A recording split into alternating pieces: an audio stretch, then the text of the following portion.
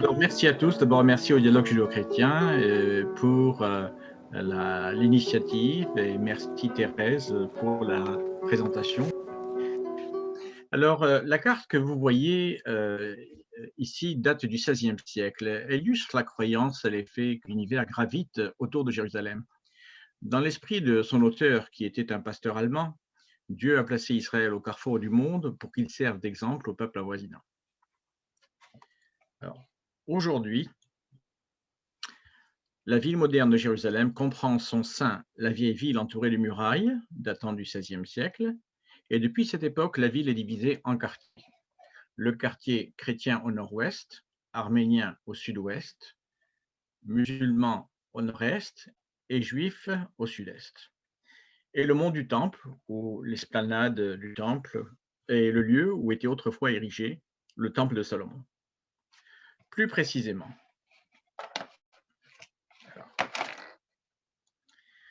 la ville comprend un très grand nombre de lieux de culte. Notons en particulier les églises situées le long de la Via Dolorosa et aboutissant au Saint-Sépulcre, considéré comme le lieu où fut déposé le corps du Christ après sa crucifixion. Un grand nombre d'autres églises, anglicanes, protestantes, luthériennes, arméniennes et catholiques, entre autres, constellent la ville. Le mont du Temple comprend le dôme du rocher et la mosquée d'El-Aqsa, construit peu après l'invasion arabe de 637. Le mur des Lamentations, que vous voyez ici, comprend, au mur occidental, c'est le dernier vestige du Second Temple. La vieille ville comprend également d'anciennes synagogues qui ont été rénovées après l'unification de Jérusalem en 1967. Depuis cette date, les lieux saints sont accessibles à toutes les confessions. Les références bibliques qui suivent symbolisent Jérusalem. D'abord, le nom de Jérusalem. Jérusalem, Yerushalayim, signifie enseigner la paix.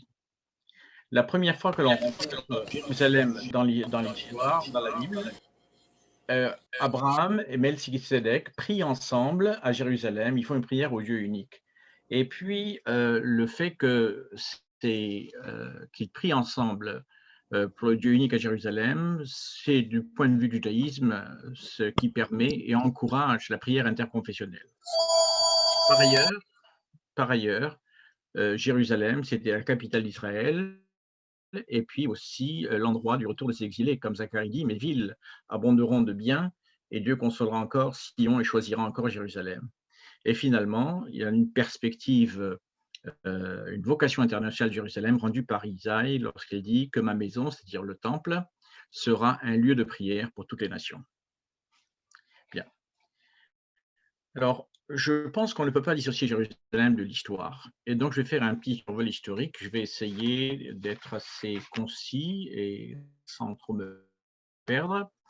Alors, dans l'histoire, l'Orient ancien était dominé par plusieurs grandes puissances. Et la plupart de ces grandes puissances convoitaient l'Égypte, qui était riche en or et en blé. Alors, le Proche-Orient entre 2000 et 1200. Je simplifie naturellement. Par la suite, il y a eu l'Empire assyrien, puis l'Empire babylonien, puis l'Empire perse, puis l'Empire grec et les empires, enfin les royaumes des descendants d'Alexandre le Grand et les Romains. Alors ça, c'est un peu l'histoire d'avant l'ère courante, c'est comme ça que nous la présentons. Si vous regardez sur cette carte, vous voyez très bien ici que toutes ces puissances convoitaient l'Égypte, que ce soit les Hittites au nord, la Syrie au nord-est, Babylone et la Perse à l'est. Donc géopolitiquement, Israël avait une position très très délicate. Continuons. Nous allons faire correspondre un peu ces références historiques au texte biblique. La période des patriarches, beaucoup de chercheurs pensent que Abraham aurait vécu du temps d'Hammurabi de Babylone. On parle actuellement du 19e, 20e siècle avant l'ère courante. L'Exode, que vous connaissez tous, la majorité des chercheurs s'accordent pour situer l'Exode à la fin du XIIIe siècle avant l'ère courante. Suit ensuite la période d'installation au Canaan et la période des juges, puis la période du Royaume-Uni d'Israël, c'est-à-dire le royaume qui réunissait les 12 tribus ensemble avec Saül, David qui a fait de Jérusalem sa capitale et Salomon qui a construit le temple de Salomon. Et ensuite, après la mort de Salomon, il y a eu scission du royaume de Juda et le royaume d'Israël. Et les 10 tribus du royaume d'Israël ont été exilées par les Assyriens et leur devenir est un mystère. Le royaume de Juda, quant à lui, a perduré jusqu'en 590, après l'invasion babylonienne, et encore une fois, le temple a été détruit. L'exil a été à Babylone. Vous connaissez la chanson Sur les rives de Babylone, on lui demandait de chanter, comment pourrions-nous le faire? Et c'est de là que vient justement, le psalmiste dit que si je t'oublie Jérusalem, que ma main droite m'oublie. C'est de cette période que cela date. Mais ensuite, durant l'hégémonie perse, il y a retour en Israël et donc les Juifs rentrent en Israël et reconstruisent un second temple. Ensuite, il y a l'ère hasmonéenne sous Alexandre le Grand. Alexandre le Grand, ça s'est bien passé, il n'y a pas eu de guerre en Judée. Par contre, son royaume, l'empire d'Alexandre, a été divisé entre 4 généraux, sinon que les Ptolémées d'Égypte et les Séleucides de Syrie se faisaient la guerre pour capturer la Judée. Donc, encore une fois, un gros problème géopolitique en Israël. Et puis ensuite, vous aviez, on quitte à ce moment-là la période biblique et on pourrait sauter à ce moment-là, si on veut continuer l'histoire, c'est un peu la renaissance d'Israël en 1948 et la réunification de Jérusalem en 67. Si nous continuons un peu l'histoire, ce qui s'est passé après l'exil, d'abord nous avons en 132 une grande rébellion juive qui va être écrasée très durement. Des centaines, si ce n'est pas des milliers de villages sont effacés de la carte. Jérusalem est passée à la charrue. On écrase tout, on laisse simplement le mur occidental parce qu'il abritait les armées romaines du vent, mais autrement, tout a été détruit. On a construit une capitale païenne qu'on appelle Aïla Capitolina. Ensuite viendra la période byzantine. Je vous rappelle que Constantin le Grand a légalisé le christianisme en 330 et que c'est Théodose par la suite, à la fin du IVe siècle, qui lui a fait du christianisme la religion d'empire.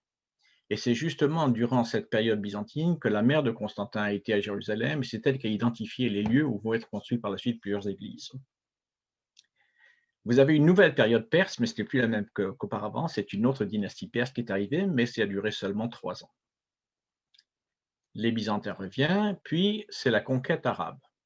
La conquête arabe, 638, les Arabes conquièrent le pays, se disputent directement en guerre contre les Byzantins et arrivent à conquérir la grande partie du Moyen-Orient et reléguant l'empire byzantin simplement à la Turquie d'aujourd'hui et encore moins. Ensuite, nous avons le mouvement des croisés qui reviennent pour bâtir le royaume de Jérusalem. Et ils rentrent à Jérusalem en 99 et pendant presque un siècle, ils vont rester à Jérusalem. Ils continueront, ils seront écartés de Jérusalem et finiront un petit peu leur aventure à Saint-Jean d'Acre. Et c'est là que les croisés auront fini d'être présents. Ils vont être battus par Saladin, qui lui avoir une mini-dynastie, poursuivie par une autre dynastie égyptienne des Mameluks. Et on arrive à l'ère ottomane. L'ère ottomane, c'est ce qu'on appelle la Turque. Les Ottomans d'alors ont conquis une grande partie de l'Orient ancien, de l'Europe de l'Est, la Méditerranée. Et c'est justement en 1535 que Soliman le Magnifique décide de construire les murailles de Jérusalem que nous voyons encore aujourd'hui. Durant la Première Guerre mondiale, l'Empire ottoman est démantelé et c'est le mandat britannique. Et à ce moment-là, ce sont les Britanniques qui sont en charge de la ville de Jérusalem jusqu'en 1948. En 1948, l'indépendance d'Israël, mais Jérusalem est divisée en deux. Okay, et ce n'est qu'en 1967 que la ville sera réunie après la guerre des 6 jours. Bien. Passons un peu, qu'est-ce que l'on voit à Jérusalem d'avant et de la Jérusalem d'aujourd'hui? On a pu retrouver à Jérusalem un grand nombre d'artefacts du Xe siècle, avant l'ère courante, soit au temps du Royaume-Uni. La cité de David peut être visitée aujourd'hui et on peut y voir les fouilles les plus récentes de feu l'archéologue Elad Mazar. L'inscription que vous voyez ici date du 8e siècle, du temps du roi Ézéchias. À la fin du 8e siècle, on est toujours dans les courants, Jérusalem survécut à l'assaut des Assyriens. Je vous rappelle que les Assyriens avaient exilé les 10 tribus du royaume d'Israël. Ils avaient essayé de capturer Jérusalem, mais n'ont pas réussi. Le roi Ézéchias avait renforcé les murailles et fait construire un tunnel où l'on a trouvé cette inscription célébrant la jonction des travailleurs. On a aussi retrouvé, par exemple, le sceau appartenant au roi Ézéchias. On a trouvé également, non loin de la cité de David, une amulette. Et cette amulette inclut la bénédiction rituelle des prêtres. Cette bénédiction dit en essence que Dieu te bénisse et te protège, que Dieu fasse rayonner sa face sur toi et qu'il t'accorde sa grâce, que Dieu dirige son regard vers toi et t'accorde la paix. Autrement dit, c'est on souhaite la paix et la sérénité de chacun. Du temps du roi Hérode, Jérusalem fut embellie, et tous les auteurs de l'Antiquité s'émerveillaient devant sa beauté. Imaginez le soleil levant, le midi ou le soleil couchant, et le halo entourant l'édifice géant de marbre blanc et des bordures dorées. Il est important de souligner la fonction du temple. Les 10 commandements n'étaient accompagnés d'aucun rituel. Après la faute du veau d'or, il fut permis de bâtir un tabernacle en un seul endroit, mais comme il est écrit, ils me bâtiront un tabernacle et je résiderai en eux. Bien attention, il ne dit pas ils me bâtiront un tabernacle et j'y résiderai, mais je résiderai en eux, c'est-à-dire dans leurs esprits. Et aussi, ce que représente à ce moment-là le temple est bien rendu par le psalmiste qui dit « Qui montera sur la montagne du Seigneur? Qui se tiendra dans sa sainte résidence? Celui dont les mains sont sans tache et le cœur pur. » Autrement dit, l'intégrité du cœur et des actes est essentielle pour approcher le temple.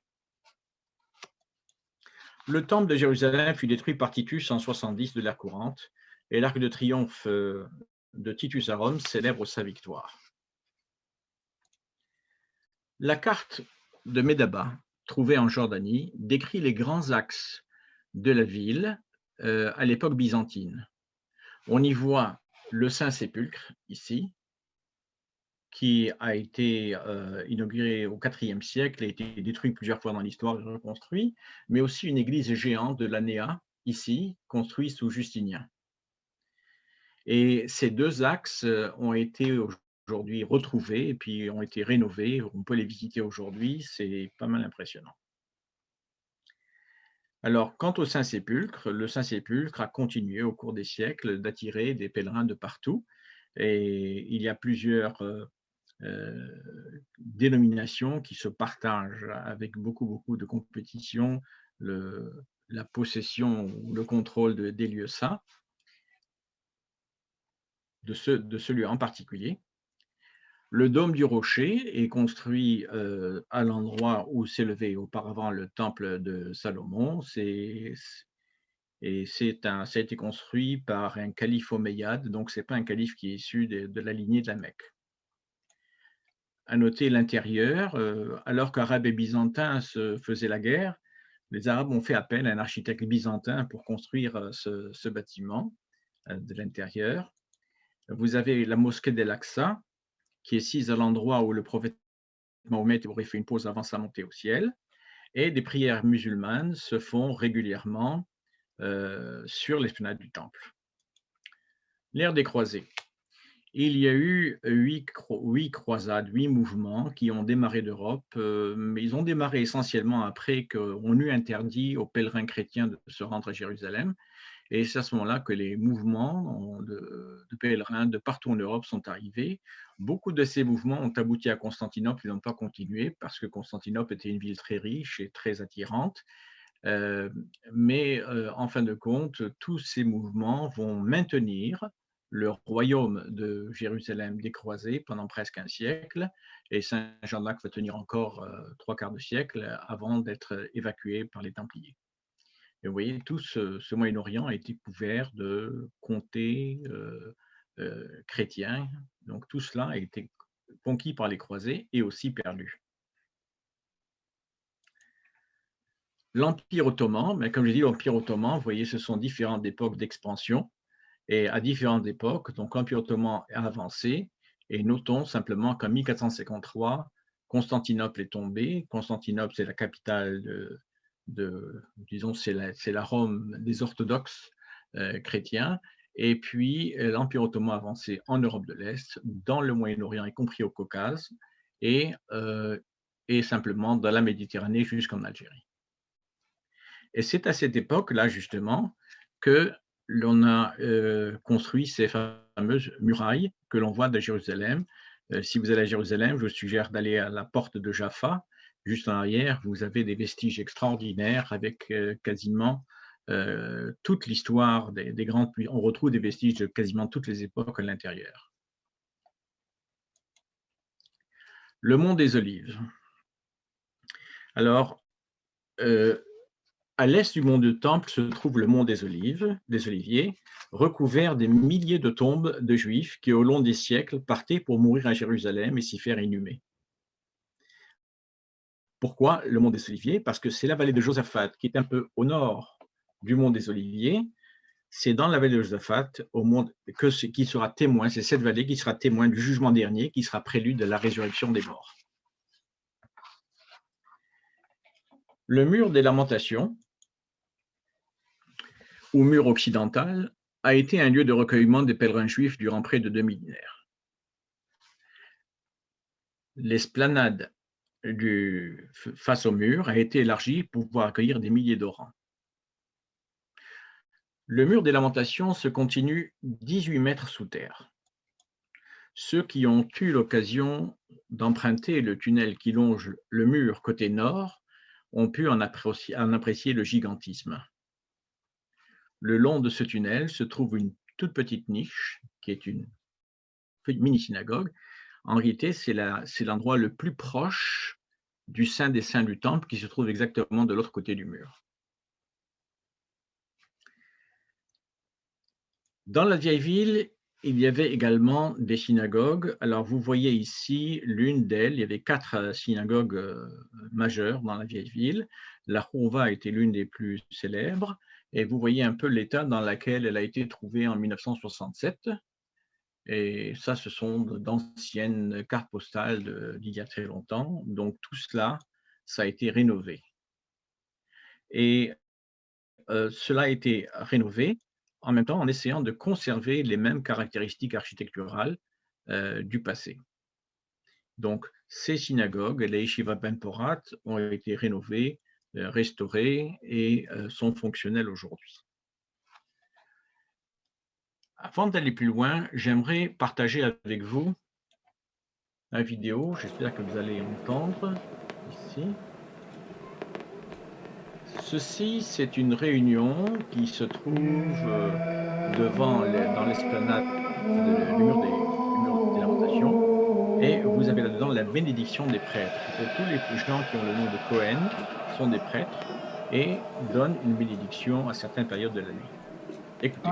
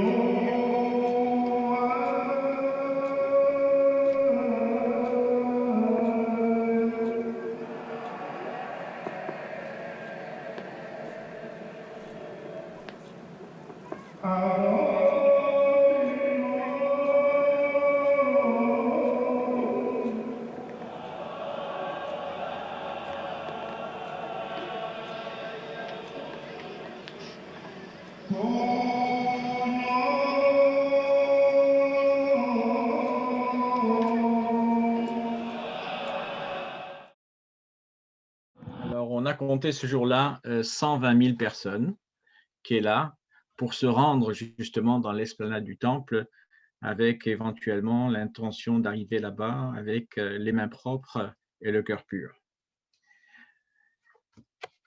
Alors, dans le futur, nous allons voir à Jérusalem toutes les périodes archéologiques qu'on a retrouvées. On est en train de les déterrer, d'exhumer beaucoup de choses. Et toutes ces couches, ces strates historiques vont être accessibles au public qui pourra voyager dans l'histoire en se promenant d'étage en étage. C'est ce qui est en train de se préparer pour l'instant. D'accord. Encore une fois, tout ce qu'on a fouillé à Jérusalem, on a trouvé ces dernières années des quantités extraordinaires d'artefacts, mais ce n'est qu'un échantillon de ce que Jérusalem renferme. Bien, je continue.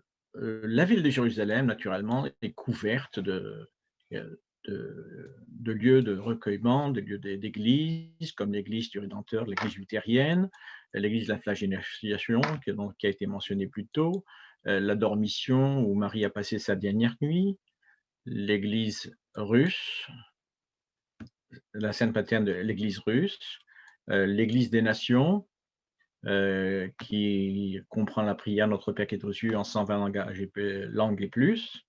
Et vous avez également la tour de David, c'est là qu'il y a le tombeau du roi David, et c'est également l'endroit du repas de la Cène. Okay. Bien.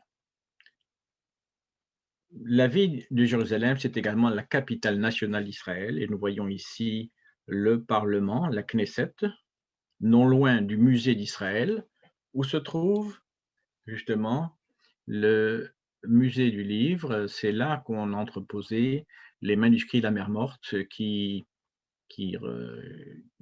comprennent des passages bibliques avec une fidélité exemplaire au texte, qui montre vraiment que le texte a été préservé, je dirais à 99,9%. Corrigez-moi Jean Guhem si, si ce n'est pas exact, mais c'est assez fidèle. Moi, j'ai pu lire des passages entiers que je connaissais par cœur sans problème. À côté, nous avons, par exemple, Jérusalem, nous avons aussi ces 6 blocs qui représentent les 6 millions de morts dans le nouveau musée de la Shoah à Jérusalem. Et quelque chose qui est absolument magnifique à voir, ce sont les vitraux de Chagall qui représentent les 12 tribus d'Israël réunies ensemble et resplendissant de lumière. Et ces vitraux représentent simplement des bénédictions qui ont été faites par Jacob et Moïse à chacune des 12 tribus de façon individuelle.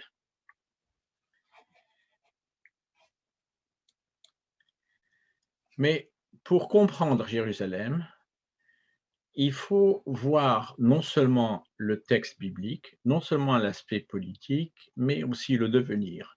Et je vais vous donner un échantillon de passages qui rendent un peu la signification de Jérusalem aux yeux du judaïsme. D'abord, on pense Jérusalem a des montagnes pour ceinture, ainsi l'Éternel entoure son peuple, maintenant et pour toujours. Jérusalem dans une cuvette entourée de montagnes, ben c'est la même chose, Dieu entoure son peuple. Et nombre de peuples iront en disant, car c'est de Sion que sort la doctrine, et Jérusalem la parole du Seigneur. Autrement dit, on accepte que par la suite, tout le monde va voir qu'il y a une vérité spirituelle qui émane de cet endroit. Jérusalem aussi, c'est l'endroit où vont se rassembler, rassemble nos exilés des confins de la terre, et ramène-nous dans l'allégresse à Sion, ta ville, dans la joie, et vers Jérusalem, ta sainte maison, au milieu de l'allégresse de l'univers. Ça, c'est la liturgie. C'est une prière qui se répète quasiment chaque jour, de même que la suivante. Reviens par ta miséricorde vers ta ville de Jérusalem, établis-y ton séjour comme tu l'as promis, et rebâtis-la bientôt de nos jours. Et la devise Jérusalem, si je t'oublie, ô Jérusalem, que ma main droite m'oublie, que ma langue s'attache à mon palais, si je ne me souviens pas de toi, si je ne fais pas de Jérusalem le principal sujet de ma joie. Il arrivera à la fin des temps que la montagne de la maison du Seigneur sera fermée sur la cime des montagnes et se dressera au-dessus des collines, et toutes les nations y afflueront. Et nombre de peuples iront en disant, or ça, gravissons la montagne de l'Éternel pour gagner la maison du Dieu de Jacob, afin qu'il nous enseigne ses voies et que nous puissions suivre ses sentiers, car c'est de Sion que sort la doctrine et de Jérusalem la parole du Seigneur. J'aime beaucoup le passage suivant du psalmiste qui dit: «Demandez la paix de Jérusalem, qu'ils soient heureux ceux qui t'aiment». Et le verbe qui est utilisé pour dire qu'ils soient heureux, qu'ils soient en paix, c'est se dire aussi qu'ils s'illusionnent ceux qui t'aiment. Autrement dit, malgré toutes les difficultés, il faut garder l'amour de Jérusalem, il faut garder l'illusion de cet amour de Jérusalem, il faut qu'il demeure vif en tout temps. Et finalement, la prédiction d'Isaïe, qui résume le tout: ma maison, on parle toujours du temple, la maison, sera appelée la maison de prière pour tous les peuples. Et c'est là-dessus que je finis. Merci.